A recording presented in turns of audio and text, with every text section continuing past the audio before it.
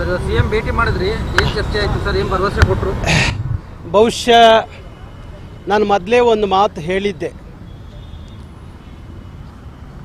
ಸನ್ಮಾನ್ಯ ಮುಖ್ಯಮಂತ್ರಿಗಳಿಗೆ ಒಂದಷ್ಟು ಕನ್ನಡದ ಬಗ್ಗೆ, ಕರ್ನಾಟಕದ ಬಗ್ಗೆ, ಕನ್ನಡಿಗರ ಬಗ್ಗೆ ಒಂದಷ್ಟು ಕಾಳಜಿ ಇದೆ ಅನ್ನೋ ಮಾತನ್ನು ನನ್ನ ವೇದಿಕೆಯಲ್ಲೂ ಸಹ ವಿಚಾರ ಹಂಚಿಕೊಂಡಿದ್ದೆ. ಇವತ್ತು ಸಿದ್ದರಾಮಯ್ಯನವರು ನಮ್ಮ ಮನವಿಯನ್ನು ಸ್ವೀಕರಿಸಿದ ನಂತರ ಇದು ಭಾರಿ ದಿನಗಳ ಹೋರಾಟ, ಹಾಗಾಗಿ ತಾವು ಹೋರಾಟವನ್ನು ಏನು ಮಾಡಲಿಕ್ಕೆ ಹೊರಟಿದ್ದೀರಿ, ನಾನು ನನ್ನ ಕಾಲದಲ್ಲಿ ಕನ್ನಡದ ವಿಚಾರದಲ್ಲಿ, ಕನ್ನಡಿಗರ ವಿಚಾರದಲ್ಲಿ ನಾನು ಯಾವುದೇ ಕಾರಣಕ್ಕೂ ರಾಜಿಯಾಗಲ್ಲ. ನಾಳೆನೇ ಸಂಬಂಧಪಟ್ಟಂಥ ಎಲ್ಲ ಕಾನೂನು ತಜ್ಞರನ್ನ ಕರೆದು ಯಾವ ರೀತಿಯಲ್ಲಿ ಇದನ್ನು ಇಂಪ್ರೂವ್ಮೆಂಟ್ ಮಾಡಬೇಕು, ಉದ್ಯೋಗದ ಕಾಯ್ದೆಯನ್ನು ಯಾವ ರೀತಿಯಲ್ಲಿ ಮಾಡಬೇಕು ಅನ್ನುವ ತೀರ್ಮಾನಕ್ಕೆ ನಾವು ಬರ್ತೀವಿ. ಅದರಲ್ಲಿ ನೀವು ಯಾವುದೇ ಕಾರಣಕ್ಕೂ ನಮ್ಮ ಸರ್ಕಾರವನ್ನು, ನಮ್ಮನ್ನು ಅನುಮಾನದಿಂದ ನೋಡೋದು ಬೇಡ. ನಾವು ಕನ್ನಡದ ಪರವಾಗಿ, ಕನ್ನಡಿಗರ ಪರವಾಗಿ ನಮ್ಮ ಸರ್ಕಾರ ನಾವು ಇದ್ದೀವಿ. ಅದರಲ್ಲೂ ಸರ್ಕಾರ ಅನ್ನೋದಕ್ಕಿಂತ ನಾನು ಕನ್ನಡದ ಪರವಾಗಿದ್ದೀನಿ, ಕರ್ನಾಟಕದ ಪರವಾಗಿದ್ದೀನಿ, ನಿಮ್ಮ ಜೊತೆಯಲ್ಲಿ ನಾವು ಇದ್ದೀವಿ.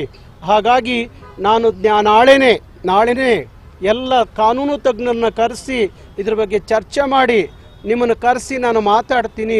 ಹೇಗೆ ಅದನ್ನು ಮಾಡ್ಬೋದು, ಆ ಕಾಯ್ದೆಯನ್ನು ಹೇಗೆ ಜಾರಿ ತರಲಿಕ್ಕೆ ಸಾಧ್ಯ ಆಗುತ್ತೆ, ಯಾವ ಮಟ್ಟಕ್ಕೆ ತರಕ್ಕೆ ಸಾಧ್ಯ ಆಗುತ್ತೆ, ಆ ಮಟ್ಟದಲ್ಲಿ ಆ ಕಾಯ್ದೆಯನ್ನು ಜಾರಿ ಮಾಡುವಂಥ ಕೆಲಸ ನಾವು ಮಾಡ್ತೀವಿ ಅಂತ ಹೇಳಿ ಭಾರಿ ಖುಷಿಯಿಂದ ಇವತ್ತು ಅವರು ಆ ಮನವಿಯನ್ನು ಸ್ವೀಕರಿಸಿ ಅವ್ರು ಮಾಡಿದಂಥ ಅನೇಕ ಕನ್ನಡದ ಕೆಲಸದ ಬಗ್ಗೆ, ಕಾರ್ಯಕ್ರಮದ ಬಗ್ಗೆ, ಮುಂದೆ ನಾವು ಮಾಡಬೇಕಾದಂಥ ಕನ್ನಡದ ಕಾರ್ಯಕ್ರಮದ ಬಗ್ಗೆ ಅವರು ಚೆನ್ನಾಗಿ ನಮ್ಮ ಜೊತೆಯಲ್ಲಿ ಮಾತಾಡಿದ್ದಾರೆ, ಸ್ಪಂದಿಸಿದ್ದಾರೆ.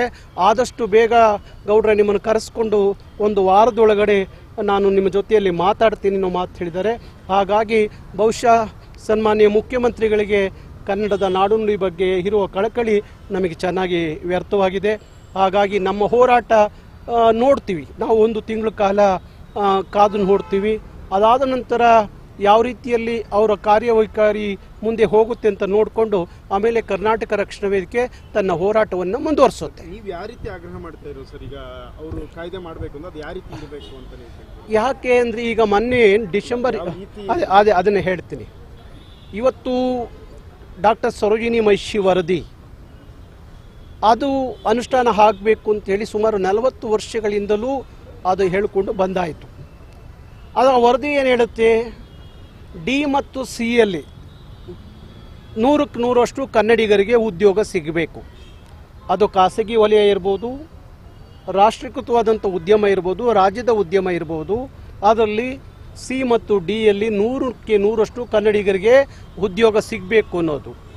ಎ ಬಿ ಯಲ್ಲಿ 80% ಉದ್ಯೋಗ ಕನ್ನಡಿಗರಿಗೆ ಮೀಸಲಾಗಿ ಇಡಬೇಕು ಅನ್ನೋದು ಏನಿದೆ.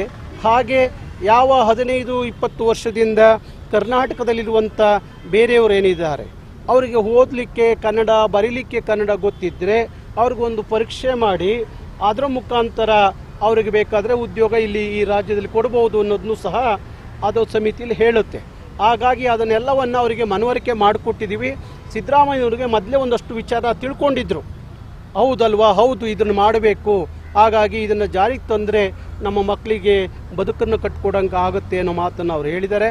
ಹಾಗಾಗಿ ನನಗೆ ಅನಿಸಿದ ಪ್ರಕಾರ ಈ ಕಾಯ್ದೆ ಸದ್ಯದಲ್ಲೇ ಜಾರಿಗೆ ಬರುತ್ತೆ ಅಂತ ಅಂದ್ಕೊಂಡಿದ್ದೀನಿ. ಸರ್, ಇದು ಲಾಸ್ಟ್ ಟೈಮ್ ಕನ್ನಡ ಬೋರ್ಡ್ ಬಗ್ಗೆ ಸಹ ಇದು ಮಾಡಿದ್ರಿ, ಅದಾದಮೇಲೆ ಸರ್ಕಾರ ಒಂದು ಕಾಯ್ದೆಯನ್ನು ಮಾಡ್ತು, ಅದು ಇಂಪ್ಲಿಮೆಂಟೇಷನ್ ಸರ್ ಯಾವ ರೀತಿಯಾಗಿ ಆಗ್ತಾ ಇದೆ? ಅದು ಸಕಾರಾತ್ಮಕವಾಗಿ ಆಗ್ತಾ ಇದೆಯಾ? ಇಲ್ಲ, ಈಗ ಏನಾಗಿದೆ, ಈಗ ಯಾವುದೇ ಅಂಗಡಿ ಮುಂಗಟ್ಟುಗಳ ಲೈಸೆನ್ಸ್ ಪಡುವಾಗ ಆ ಕಾಯ್ದೆ ಪ್ರಕಾರ ಎಲ್ಲ ಆ ನಾಮಫಲಕದಲ್ಲಿ 60% ಕನ್ನಡವನ್ನು ಅಳವಡಿಸಬೇಕು ಅನ್ನೋದು ಅದರ ಕಾಯ್ದೆಯಲ್ಲಿ ಆಗಿರೋದ್ರಿಂದ ಯಾವುದೇ ಅಂಗಡಿ ಮುಂಗಟ್ಟುಗಳು ಯಾವುದೇ ಉದ್ಯಮ ಪ್ರಾರಂಭ ಮಾಡಿದ್ರೆ ಆ ಉದ್ಯಮದ ಮೇಲೆ ಇರುವಂಥ ನಾಮಫಲಕದಲ್ಲಿ 60% ಕನ್ನಡ ಆಗಬೇಕು ಅನ್ನೋದರಲ್ಲಿ ಸರ್ಕಾರ ಸರಿಯಾದ ಕ್ರಮ ತಗೊಂಡಿದೆ, ಕಾಯ್ದೆ ಮಾಡಿದೆ. ಹಾಗಾಗಿ ಈಗ ಎಲ್ಲಿ ನೋಡಿದ್ರು, ಬೆಂಗಳೂರಲ್ಲ ಇಡೀ ರಾಜ್ಯದಲ್ಲಿ ಎಲ್ಲಿ ನೋಡಿದ್ರು ನಾಮಫಲಕದ 60% ಕನ್ನಡ ಕಾಣ್ತಾ ಇದೆ. ಸರ್, ಈಗ ಕರ್ನಾಟಕದವರೇ ಬೃಹತ್ ಕೈಗಾರಿಕಾ ಸಚಿವರಾಗಿದ್ದಾರೆ ಸೆಂಟ್ರಲ್ ಅಲ್ಲಿ. ಸರೋಜಿನಿ ಮಹಿಷಿ ವರದಿ ಸಂಬಂಧಪಟ್ಟಂತೆ ಏನಾದರೂ ಅಪ್ರೋಚ್ ಮಾಡ್ತೀರಾ? ನಾನು ಮುಂದಿನ ಸೋಮವಾರ ನಾನು ದೆಹಲಿಗೆ ಹೋಗಬೇಕು.